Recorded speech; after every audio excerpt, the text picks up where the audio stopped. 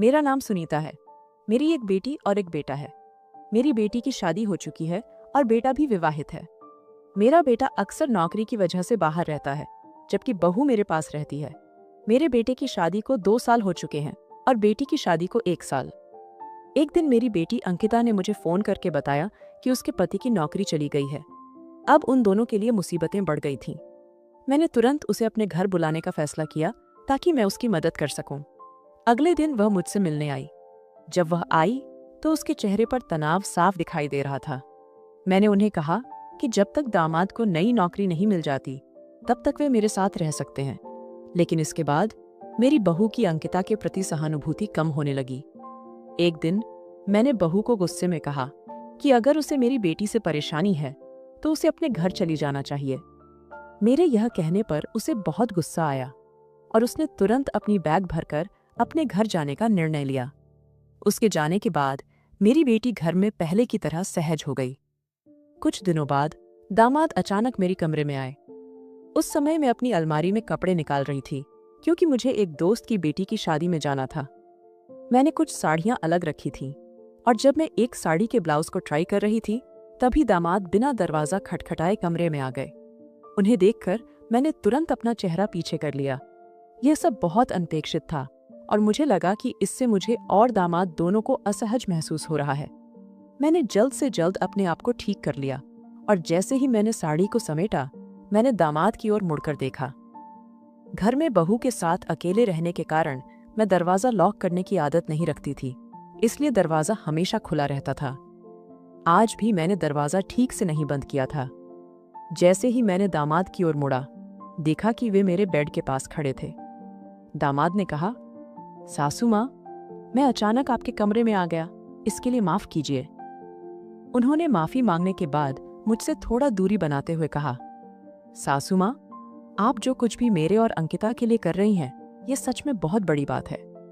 आजकल तो दामाद को घर में ठिकाना देने वाली सिर्फ माताएं ही होती हैं, लेकिन आप मुझे अपने बेटे की तरह संभाल रही हैं। चिंता मत करें, मैं ज्यादा दिन यहाँ नहीं रहूंगा। आखिरकार मैं इस घर का दामाद हूँ और दामाद को ससुराल में ज्यादा दिन रहना शोभा नहीं देता। मैं जल्दी से जल्दी नौकरी की तलाश में हूँ। मैंने दामाद से कहा, दामाद, आपको मुझे धन्यवाद कहने की जरूरत नहीं है, और हाँ, आप इस घर के इकलौते दामाद हैं। आपको कोई शर्म नहीं होनी चाहिए। इस घर में आप अपने आप को पूरी तरह से अपना समझें। मेरी बात सुनकर दामाद ने मुझे अचानक गले लगा लिया और कहा, सासू माँ, मैं आपके इस उपकार का कितना कर्ज चुकाऊंगा ये मुझे भी नहीं पता। जब दामाद ने मुझे गले लगाया मैं चौंक गई। आखिरकार वे मेरे दामाद थे और हमारा रिश्ता इतना खुला नहीं था। मैंने सोचा कि यह नई पीढ़ी की सोच हो सकती है, जिसमें दामाद अपनी सास से बिना झिझक बातचीत करते हैं। धीरे धीरे मेरे मन में कुछ अनचाही बातें आने लगीं। मुझे ऐसा लगने लगा कि अंकिता और दामाद के बीच कुछ ठीक नहीं था। एक रात जब मैं अंकिता के कमरे से निकल रही थी तो मुझे उसके कमरे से बड़बड़ाने की आवाज सुनाई दी। मुझे यकीन था कि उनके बीच कुछ विवाद चल रहा है। यह सुनकर मैं सीधे उनके कमरे में गई। वहां जाकर मैंने देखा कि अंकिता अपने पति को उल्टा सीधा बोल रही थी।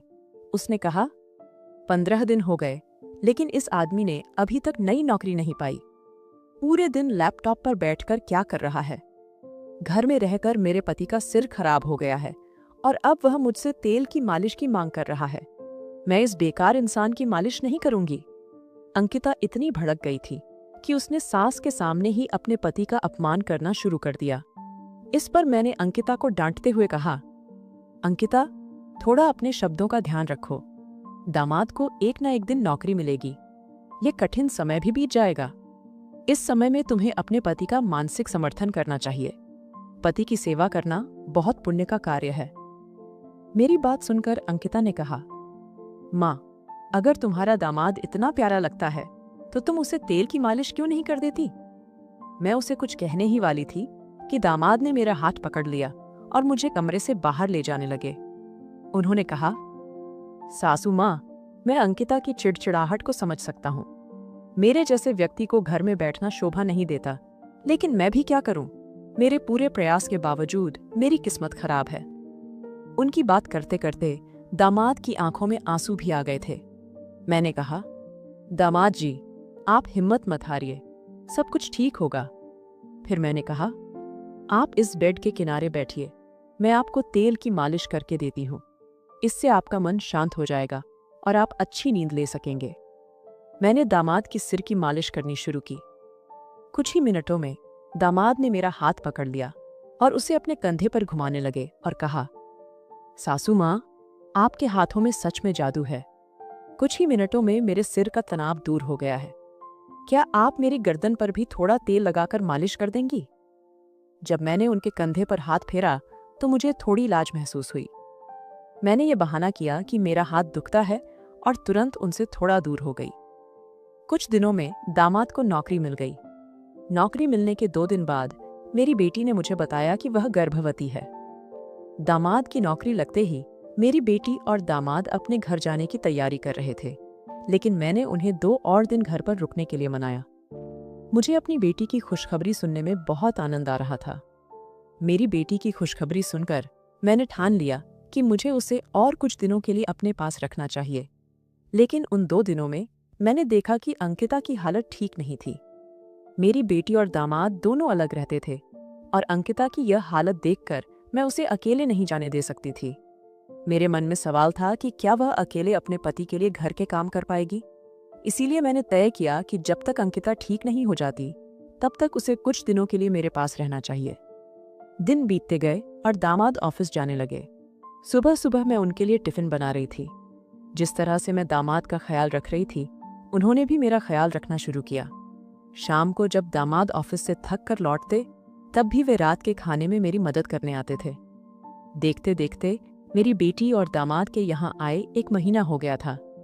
गर्भावस्था के कारण मेरी बेटी को मूड स्विंग्स होने लगे थे। दामाद को इसके बारे में ज्यादा जानकारी नहीं थी और इसी वजह से उनके बीच झगड़े होने लगे थे। हर दिन मैं उनकी बहस सुनती थी, लेकिन मैंने सोचा कि ये तो सामान्य पति पत्नी की बातें हैं, इसलिए मैंने ज्यादा ध्यान नहीं दिया। लेकिन एक दिन दामाद रात में मेरे कमरे में आए और कहने लगे, सासू माँ, अब मैं अंकिता के साथ एक ही कमरे में एक बेड पर नहीं सो सकता, क्योंकि अगर मेरे हाथ का भी स्पर्श होता है तो वह तुरंत चिड़चिड़ा जाती है। उसकी इस चिड़चिड़ाहट के कारण मुझे रात भर अच्छी नींद नहीं आती।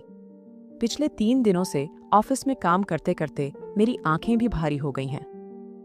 मैंने दामाद से कहा, दामाद, अंकिता जिस स्थिति में है, कभी कभी महिलाओं का चिड़चिड़ापन बढ़ जाता है, तुम्हें उसे समझना चाहिए। मैंने दामाद को सलाह दी कि उन्हें अपनी पत्नी को समझना चाहिए, लेकिन उन्होंने कहा, मैं उसे समझता हूं, लेकिन अब मेरे आराम का भी सवाल है। अगर मैंने ठीक से आराम नहीं किया तो मैं नौकरी सही से नहीं कर पाऊंगा। फिर उन्होंने कहा, सासू माँ, अगर आपको कोई दिक्कत नहीं हो तो क्या मैं आज से आपके कमरे में सो सकता हूँ? मैंने तुरंत हाँ नहीं कहा, लेकिन मैंने देखा कि दामाद के पास मुझसे मदद मांगने के अलावा कोई और विकल्प नहीं था। इसलिए मैंने बिना किसी संदेह के उन्हें मेरी कमरे में सोने की अनुमति दे दी। मैंने सोचने में समय लगाया कि दामाद का मेरे कमरे में सोने का इरादा क्या था। उस रात जब दामाद मेरे कमरे में सोए तो मैंने रात भर नींद नहीं पाई, क्योंकि इससे पहले मैंने कभी दामाद के पास रात नहीं बिताई थी। दामाद के कमरे में होने की वजह से मैंने चेंज नहीं किया और साड़ी में ही सो गई। रात भर साड़ी पहने रहने की वजह से मुझे नींद नहीं आई। अगली रात जब मैं सोने जा रही थी तब उन्होंने कहा, सासू माँ, कल रात आप सो नहीं पाई, मुझे पता है। मैंने आपको पहले भी गाउन में देखा है। आपको मुझे लजाने की जरूरत नहीं है। अगर आपको रात भर साड़ी पहनने में दिक्कत हो रही है तो आप रोज की तरह गाउन पहन सकती हैं। मुझे मानिए, मैं आपका दामाद नहीं बल्कि आपका बेटा हूं। यह सच था कि रात भर साड़ी पहनने के कारण मुझे नींद नहीं आई थी और आज मैं नहीं चाहती थी कि फिर से रात भर जागते रहूं। इसलिए मैंने कपड़े बदल लिए। जब मैं चेंज होकर आई तो दामाद ने मुझे गाउन में देखकर कहा, सासू माँ, इस कपड़े में आप बिल्कुल भी मेरी सासू माँ की तरह नहीं लग रही है। आपने खुद को बहुत अच्छे से सजा रखा है। उनकी इस बात पर मैंने मुस्कुराते हुए अपनी जगह पर सोने चली गई। अगले दिन सुबह मैंने नाश्ता किया और किचन में बर्तन साफ करके नहाने के लिए बाथरूम गई। जैसे ही मैं बाथरूम में गई, साबुन के पानी पर मेरे पांव फिसल गए और मैं जमीन पर गिर गई। गिरते ही मेरी कमर में दर्द होने लगा और मुझे उठने में परेशानी होने लगी। मैंने अंकिता को आवाज दी, लेकिन वह अपने कमरे से नहीं आई। फिर दामाद दौड़ते हुए मेरे कमरे में आए। उन्होंने मुझे बाथरूम में गिरा हुआ देखकर तुरंत अंदर आए और मुझे उठाकर अपने बेड पर ले गए। उस समय मेरी कमर में बहुत दर्द हो रहा था।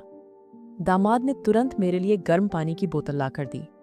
मैंने देखा कि वे ऑफिस के लिए निकले थे, लेकिन मेरी मदद करते समय उन्होंने अपने ऑफिस के कपड़ों को भी भिगो दिया। दामाद ने मुझे मदद करते समय एक पल के लिए भी पीछे मुड़कर नहीं देखा। अंकिता कुछ समय बाद मेरी कमरे में आई, लेकिन चूंकि वह गर्भवती थी, वह मेरी मदद नहीं कर पाई। मेरी बेटी के आने का इंतजार करने के बजाय दामाद ने मेरी मदद की। उन्होंने मुझे अस्पताल ले जाने की कोशिश की, लेकिन मैंने उनसे कहा कि कुछ दिनों में मेरा दर्द ठीक हो जाएगा, थोड़े आराम से सब सही हो जाएगा। मेरी बात सुनकर दामाद रुक गए और ऑफिस जाते समय अंकिता से कहा, जब तक मैं घर नहीं आता सासू माँ का ध्यान रखना। शाम को घर वापस आने पर दामाद ने खुद ही खाना बनाया, क्योंकि अंकिता को परेशानी हो रही थी। इस वजह से वह किचन में कदम नहीं रख पा रही थी। रात में जब दामाद मेरे कमरे में सोने के लिए आए तो मैंने देखा कि मैं अपनी कमर को पकड़कर बैठी हुई थी। दामाद ने बाम लेकर आए और कहा, सासू माँ, मैं आपको थोड़ा बाम लगा दूं, इससे आपका दर्द थोड़ा ठीक हो जाएगा। मुझे दामाद से मदद मांगने में झिझक हो रही थी, लेकिन उन्होंने बहुत जोर दिया। उन्होंने कहा, अंकिता तो गर्भवती है, इसलिए वह आपकी ज्यादा सेवा नहीं कर पाएगी। यह सब भगवान ने आपके दामाद को आपकी सेवा करने के लिए ही किया है। मैंने लाख कोशिश की कि मैं दामाद से मदद न लूं, लेकिन उन्होंने मुझे बाम लगाना शुरू किया। जिस तरह से उन्होंने मेरे कमर पर हाथ से बाम लगाया, वह सब कुछ अलग सा लग रहा था। धीरे धीरे मुझे नींद आने लगी। जब बार बार दामाद का स्पर्श होता तो मैं समझ नहीं पाई। आधी रात जब मेरी आंख खुली तो मैंने देखा कि दामाद मेरे बहुत करीब सोए हुए हैं। इतना ही नहीं, बल्कि हमारी दोनों की चादर भी एक हो गई थी। यह सब देखकर मैंने तुरंत दामाद से दूर जाने की कोशिश की, लेकिन इधर उधर सरकते समय मेरी कमर फिर से दर्द करने लगी और मेरे मुंह से आवाज निकल गई। मेरी आवाज सुनते ही दामाद जाग गए। मुझे ऐसा लगा जैसे वह पहले से ही सोने का नाटक कर रहे थे। मैंने उन्हें तिरस्कार से देखा, लेकिन फिर भी उनके व्यवहार पर ध्यान नहीं दिया। अगले दिन जब मुझे खांसी आई तो दामाद ने तुरंत मेरी पीठ पर हाथ फेरना शुरू कर दिया। मेरी खांसी खत्म हो गई, लेकिन उनका हाथ मेरी पीठ पर आज भी वैसा ही था। मुझे अब दामाद के साथ अपने कमरे को साझा करना पसंद नहीं आ रहा था, क्योंकि उनकी मेरी तरफ की देखभाल अब मुझे कुछ और ही संकेत दे रही थी। दूसरे दिन दोपहर में जब अंकिता मेरी कमरे में आई तो मैंने उससे कहा कि मैं तुम्हारी बहू को घर बुलाने वाली हूँ। मुझे घर के काम करने में दिक्कत हो रही थी, इसलिए अगर बहू घर पर रहेगी तो वह घर पर ध्यान दे सकेगी। इस पर अंकिता ने कहा, माँ, पिछले कुछ दिनों से तुम्हारा दामाद तुम्हारे बजाय तुम्हारा ज्यादा ख्याल रख रहा है। फिर भी आप अपनी बहू और बच्चे को क्यों बुलाना चाहती हैं? क्या तुम्हारा दामाद तुम्हारे लिए काफी नहीं है? जो बात मैं कहना चाहती थी वह अंकिता को समझ में नहीं आई। रात में मैंने दामाद से बात करने का फैसला किया। जब रात में दामाद कमरे में आए तो मैंने उनसे कहा, आज से तुम अंकिता के साथ उसकी कमरे में सो, उसे अकेले सोने के लिए मत छोड़ो। कुछ दिनों में मेरी बहू वापस आएगी, तब वह मेरे कमरे में सोएगी। इस पर दामाद ने कहा, सासू माँ, मैं आपकी देखभाल कर रहा हूँ, क्या मैंने आपको पराया समझ लिया है? इतना कहकर वे कमरे से बाहर निकल गए। शायद उन्हें मेरी बात पर नाराजगी हुई थी। तब मैं धीरे धीरे कदम बढ़ाते हुए दामाद को समझाने के लिए अपनी कमरे से बाहर निकली। दामाद अंकिता के कमरे में थे, और जैसे ही मैं उनकी कमरे के बाहर गई, मैंने उनकी और मेरी बेटी की बातें सुनी। मेरी बेटी कह रही थी, विनोद, तुमसे तो कुछ भी काम नहीं हो रहा है। पिछले कुछ दिनों से मैं सब कुछ कर रही हूँ, और अब तक मेरी माँ की नज़र में तुम अपनी छवि बनाने में असफल हो गए हो। दामाद चुप थे और मेरी बेटी आगे बोली, क्या तुम्हें याद है कि हमें इस घर को अपने नाम पर करवाना है? तुम्हारी पेंशन में मैं अपना हिस्सा नहीं देख सकती। तुम्हारे परिवार में तो 2 कमरे हैं और तुम्हारी माँ के पास भी 2 घर हैं। मैं चाहती हूँ कि कम से कम एक घर मेरे नाम पर हो, और इसके लिए मुझे किसी भी विवाद का सामना नहीं करना पड़ेगी है। उसने कहा, माँ ने भैया और भाभी को घर बुलाने के बारे में मुझसे बात की थी। अगर वे दोनों घर आए तो वहिनी तुरंत मेरे झूठ को पकड़ लेगी, और यदि एक बार हम माँ के सामने झूठ पकड़े गए तो यह घर हमारा रह नहीं जाएगा। उनकी बातें सुनकर मैं चौंक गई। उन्होंने पिछले कुछ दिनों से मेरे प्रति जो चिंता दिखाई थी वह सब एक दिखावा था। मेरी बेटी ने खुद को गर्भवती बताकर मेरी भावनाओं से खेल किया था ताकि वह अपने ससुराल का हिस्सा ले सके। मैं शांति से वहां से अपने कमरे में चली गई। कुछ समय बाद मैंने नकारने के बावजूद देखा कि दामाद फिर से मेरे कमरे में सोने आ गए। अगले दिन नाश्ते के समय बेटे और बहू को देखकर दामाद और अंकिता हैरान रह गए। अंकिता ने पूछा, माँ, तुमने उसे यहाँ क्यों बुलाया? मैंने सोचा कि अब मुझे अपनी बात स्पष्ट करनी चाहिए। मैंने अंकिता के पास जाकर कहा, मैंने रात को तुम्हारे और दामाद के बीच की बातें अपने कानों से सुनी हैं। तुम दामाद की छवि को लेकर भगवान से प्रार्थना करने लगी थी, जबकि तुमने अपनी बहू को झूठा साबित किया है। इतने दिनों से जो बहू मेरी देखभाल कर रही थी उसे बिना किसी विश्वास के यहां से भगा दिया। तुम मेरी खुद की बेटी हो, लेकिन इस प्रॉपर्टी के लिए तुमने मेरे खिलाफ साजिश की। पैसे के लिए तुमने रिश्तों को भुला दिया। मैंने उन्हें कहा, इस घर की एक ईंट भी तुम्हारे नाम पर नहीं होगी। जो भी मेरी देखभाल करेगा यही प्रॉपर्टी उसकी होगी। मैं गलत थी जो मैंने शादीशुदा बेटियों को बार बार अपने मायके बुलाया। माँ बाप खर्च करते हैं, लेकिन लड़कियों का कर्तव्य खत्म नहीं होता। जब भी उनकी बात आती है वे हमेशा पूछती हैं, हमारे लिए क्या किया? मैंने सोचा, तुम जैसी लालची बेटी के विचार में मुझे कोई बदलाव नहीं दिखता, लेकिन मैं यह कर सकती हूँ कि तुम्हें अपने से दूर रखूं। आज से मुझे तुम्हारा चेहरा भी नहीं देखना। तुम्हारी वजह से मैं अपने बेटे और बहू को दूर कर रही थी, लेकिन यह हमेशा सच नहीं होता। मैंने समझ लिया है कि दामाद परायों जैसे होते हैं, लेकिन यदि बेटियां भी ऐसे व्यवहार करने लगें तो माँ बाप को क्या सोचना चाहिए? पैसे और जालसाजी से मिली संपत्ति कभी सुख नहीं दे सकती। असली संपत्ति होती है एक खुश परिवार, जहां भाइयों और बहनों के बीच प्यार होता है, न कि जलन। मुझे लगता है कि अब के समय में रिश्तों से ज्यादा पैसा और संपत्ति महत्व रखती है। तो दोस्तों, यह कहानी आपको कैसी लगी? यदि आपको यह अच्छी लगी तो वीडियो को लाइक करें और चैनल को सब्सक्राइब करें।